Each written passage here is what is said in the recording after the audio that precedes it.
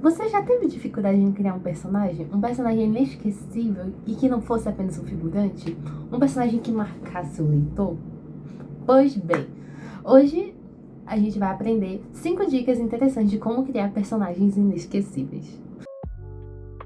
Oi, meu nome é Raquel e sejam bem-vindos ao meu canal Raquel Luz e hoje vamos aprender como criar personagens inesquecíveis. Bom, o primeiro ponto que a gente vai falar vai ser sobre o desejo do personagem. O desejo é basicamente o que move um personagem, de como ele vai seguir no início da história e o seu desenvolvimento. Um desejo pode ser algo pequeno, que inicialmente faz seu personagem começar o conflito da história, mas depois mudar para desenvolver. Ou pode ser algo que vai levar a narrativa inteira e fazer tudo que ele fizer, todas as ações, personalidade, tudo vai ser em prol desse objetivo. Um exemplo disso, de personagem que tem objetivo, que vai seguir a história toda, é basicamente Senko de Dr. Stone. Mas eu não posso falar de Senko sem falar um pouquinho do Tsukasa, porque ambos têm um objetivo semelhante durante a primeira temporada, que é basicamente despetrificar a humanidade. Pra quem não sabe, Dr. Stone basicamente é um mundo onde a humanidade foi petrificada e o Senko, que é um gênio da ciência, um amante da ciência, muito bom, ele foi um dos despetrificados e que, pelos seus conhecimentos, quer fazer a humanidade voltar novamente. Nisso, ele acaba despetrificando o Tsukasa. E o Tsukasa tem também seus próprios objetivos, seu próprio desejo, que é despetrificar somente os jovens, porque ele acha que os adultos estão corrompendo a sociedade muitas vezes. E isso acaba conflitando com o desejo do Senko e acabam tendo essa pequena briga que eles terão durante o anime. Outro exemplo que a gente pode citar também é no início de Akotar. No início de Akotar, Fairy, ela é a que responsável por cuidar da sua família, onde ela mesma criou um arco e flecha, tudo, e caça. Ela caça numa floresta próxima e é nessa floresta que ela tem o objetivo de conseguir comida para ela, seu pai e suas 2 irmãs e poderem sobreviver com o pouco dinheiro que tinham. No início a gente percebe que esse é um dos objetivos dela, mas o que está mais a fundo nisso é que ela quer proteger a família. E ao decorrer da história de Akotar, a gente vê que muitas vezes a Fairy, ela coloca a família dela em primeiro lugar, seja a família que ela tem de sangue, como a Elaine e a Nesta, ou a família que ela criou, como o círculo íntimo do Reese. A segunda característica que a gente tem que ver para poder criar um personagem inesquecível é basicamente sua personalidade marcante. Por quê, Raquel? A personalidade é o que cria uma afinidade do personagem com o leitor. Uma coisa que faz o leitor perceber imediatamente sobre como esse personagem é, como ele vai agir e como ele vai ir em prol dos seus objetivos, já que não é apenas o desejo que move o personagem, mas sua personalidade é o que faz ele agir durante toda a narrativa. Isso, temos um exemplo de Celaena Sartorian, da Lâmina da Assassina, da série Tronos de Vidro, que ela tem uma personalidade mais astuta, que dá pra reconhecer desde as primeiras páginas. E eu não sei você, mas eu desde o início gostei bastante dela, da personalidade única dela. Eu não vi nenhuma personagem assim. Então, pra mim foi uma experiência incrível. Que ela tem uma personalidade astuta com um toque de sarcasmo logo nas primeiras páginas, que faz a gente, tipo, querer ler mais sobre ela e já reconhecer ela, mesmo quando a frase não identifica quem é.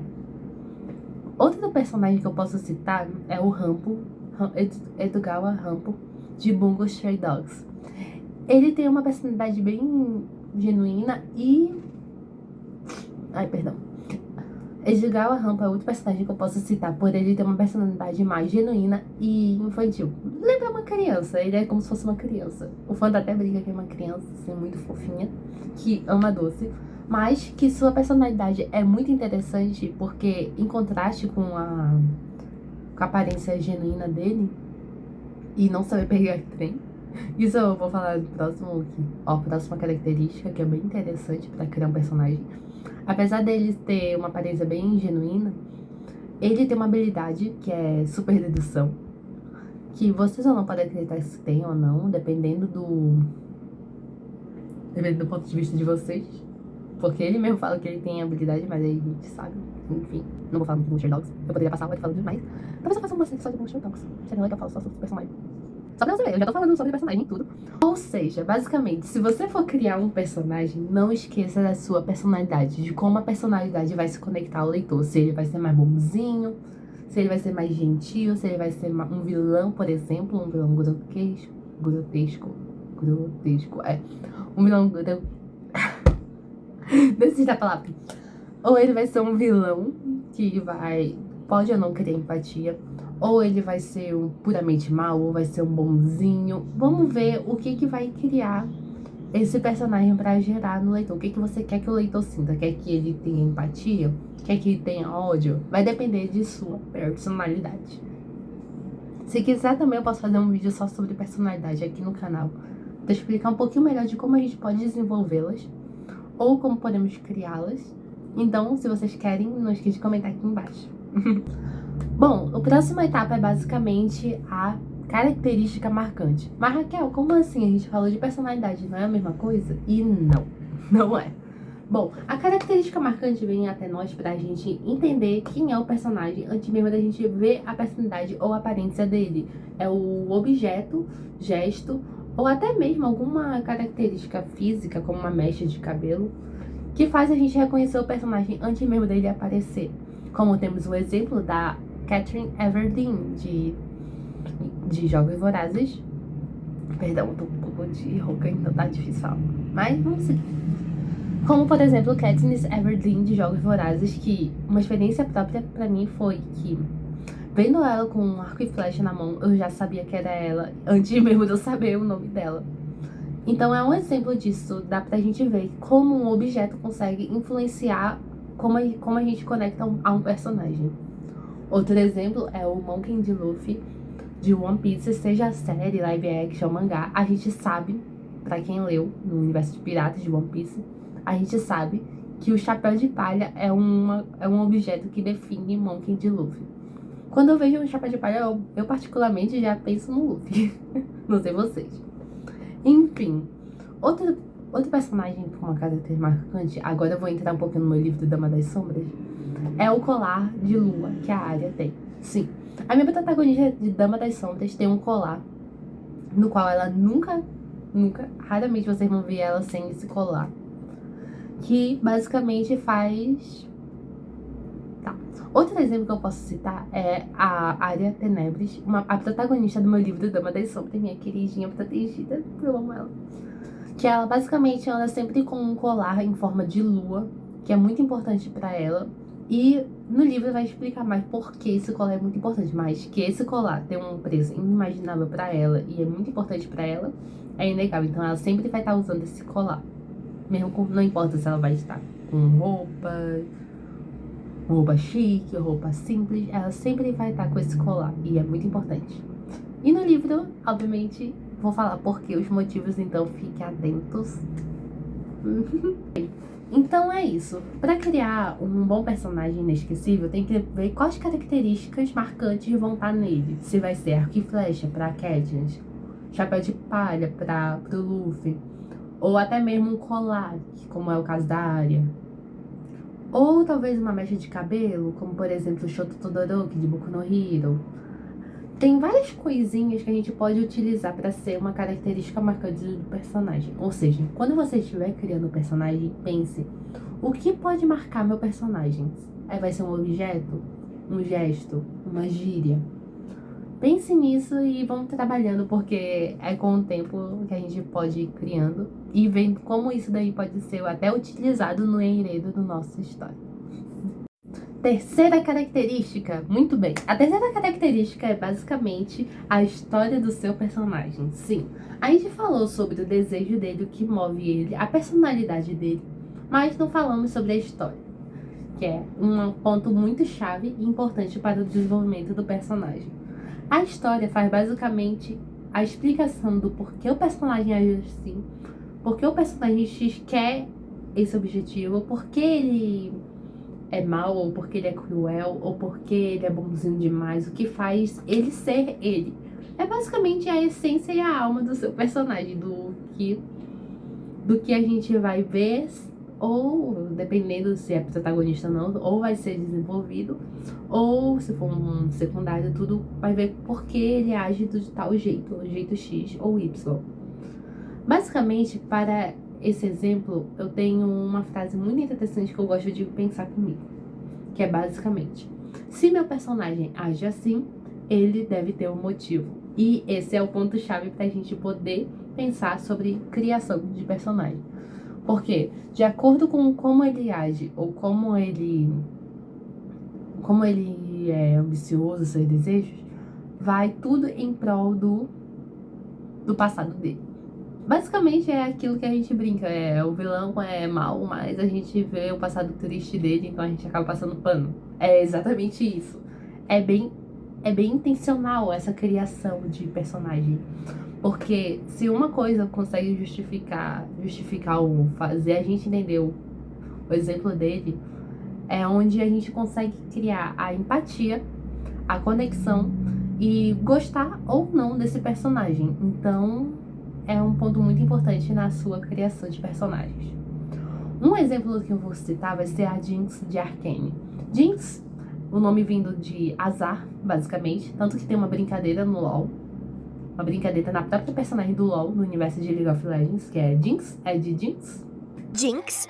É de Jinx? Duh! Bom, Jinx é, antes conhecida como Powder, era uma garota de Zal, como a gente viu na série Arcane, que acabou perdendo os pais durante a guerra entre Piltover e Zaun. Ela perdeu os amigos, perdeu o pai meio que criou ela, o Vender, e depois perdeu o Silco. Enfim, ela perdeu basicamente todo mundo que amava. E até mesmo a sua própria irmã, quando ela considera que a irmã dela abandonou ela logo quando ela era uma garotinha e explodiu um armazém por causa de sua nova invenção. Muito bem. A Jinx é uma personagem muito boa porque, apesar dela ter seus problemas psicológicos, que não é o foco do vídeo, mas que os problemas psicológicos dela acabaram afetando ela por causa dos traumas que ela sofreu, de sentimento de abandono, sentimento de perda, sentimento de que ela é azarada. Tudo criou a Jinx que conhecemos hoje, seja no jogo League of Legends ou até mesmo em Arcane. Então, é isso. Tudo moldou para a Jinx que conhecemos. Bem, seguindo outro exemplo, ainda mesmo nessa mesma pegada de League of Legends, temos um personagem na região de Ionia que eu gosto bastante assim, para poder dar um exemplo, que é o Yasuo.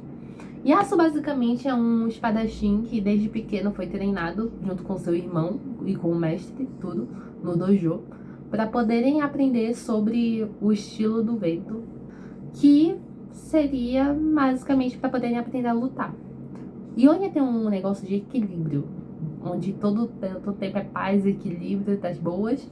Então, ele aprendeu isso desde pequeno. E quando eclodiu a guerra entre Ionia e Noxus, Ione, o irmão mais velho de Yasuo, deixou Yasuo sozinho para cuidar do mestre enquanto ele ia lutar na guerra. Nisso, acaba que o mestre dele morreu e todo mundo jogou a culpa no Yasuo, sendo que Yasuo já no futuro mostra que ele não era o verdadeiro culpado. Ok.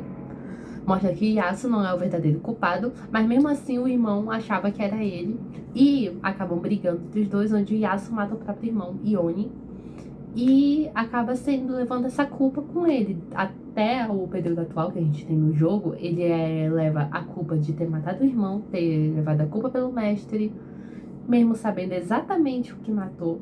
Então, tudo isso, todo o universo criado, toda a lore criada, backstory, lore, como vocês preferirem chamar, tudo que foi criado para fazer o Yasuo atual é basicamente o passado dele. E eu particularmente sou apaixonada nesse ponto. Tanto que tem aqui uma frase que eu separei, que é do próprio jogo, que é basicamente assim: Yasuo ainda não consegue se perdoar e vaga por sua terra natal com apenas o vento para guiar sua espada. Ou seja, basicamente sua história moldou como ele é hoje, se isolando um pouco do mundo e vagando pelas terras ionianas sem rumo. Quinta e última característica para criar um personagem marcante é basicamente algo que a gente está aprendendo, pelo que eu vejo. Atualmente, muitos escritores estão usando essa técnica para poder desenvolver seus personagens melhor. É os defeitos. Sim, um defeito faz um personagem ser bom. Até porque personagem perfeitinho demais, certinho demais, obviamente acaba sendo meio que chato na nossa visão. Um personagem sem defeito é basicamente entediante. E um personagem com defeito acaba tornando tudo mais interessante. Por quê? Porque acaba criando uma conexão entre leitor e personagem.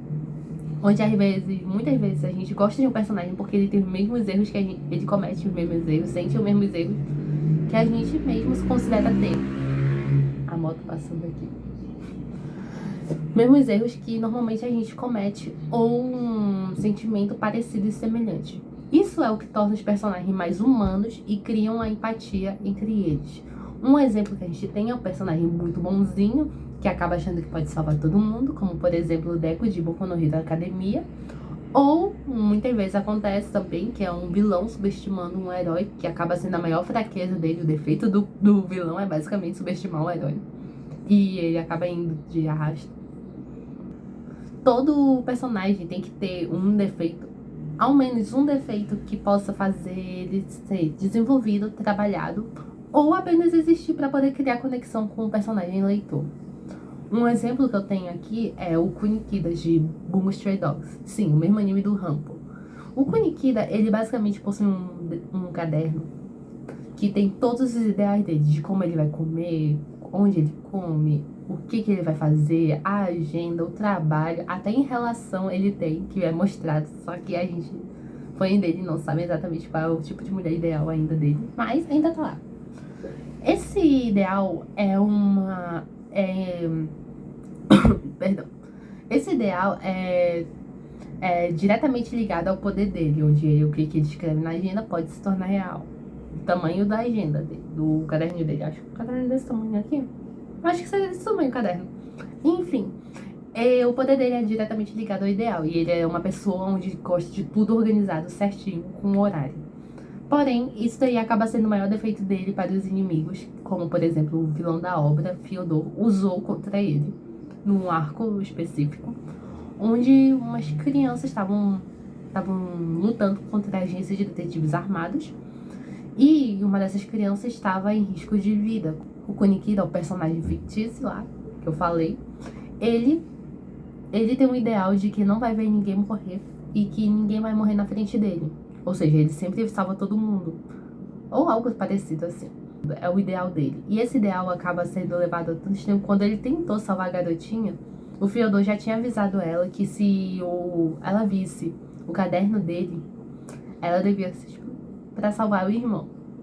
E nisso, quando ela viu o caderno, acabou explodindo. E o Kunikida acabou se questionando sobre seus ideais, de por que agir assim, tudo. E isso acabou servindo como um desenvolvimento de personagem, dá pra gente ver um pouco sobre a humanidade do personagem.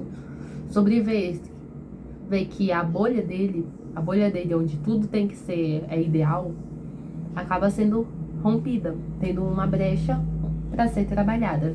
E eu acho particularmente isso muito interessante no universo de Bungo Stray Dogs, onde eu podia falar horas. Outro personagem muito interessante pra gente citar é o Katsuki Bakugou, onde o defeito está na própria personalidade. Bom, Katsuki Bakugou tem uma personalidade explosiva, irritadiça e impulsiva, mas isso não é significativamente ruim. Por quê?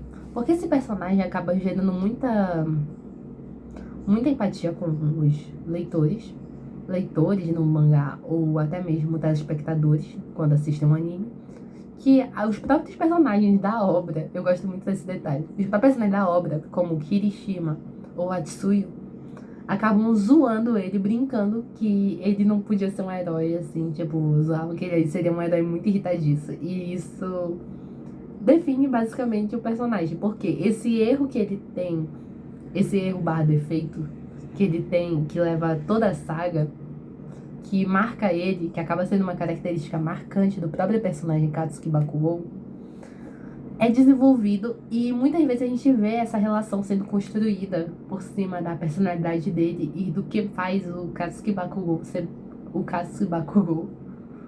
durante a obra de Boku no Hero Academia. E eu, particularmente, sou uma das maiores fãs do desenvolvimento que ele teve.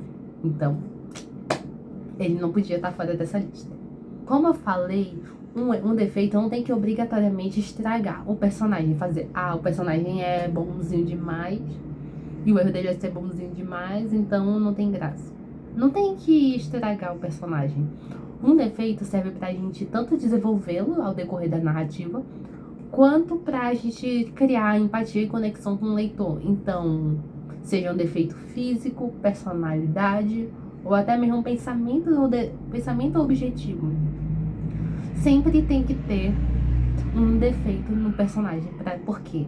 A gente tem uma frase aqui que eu até marquei também. Sim, eu amo marcar frase. O personagem que erra não é entediante, torna ele apenas mais interessante. Então, você, depois dessa aulinha aqui, o que você achou? Você gostou? Qual personagem você acha que tem um defeito mais interessante? Me diga aqui nos comentários.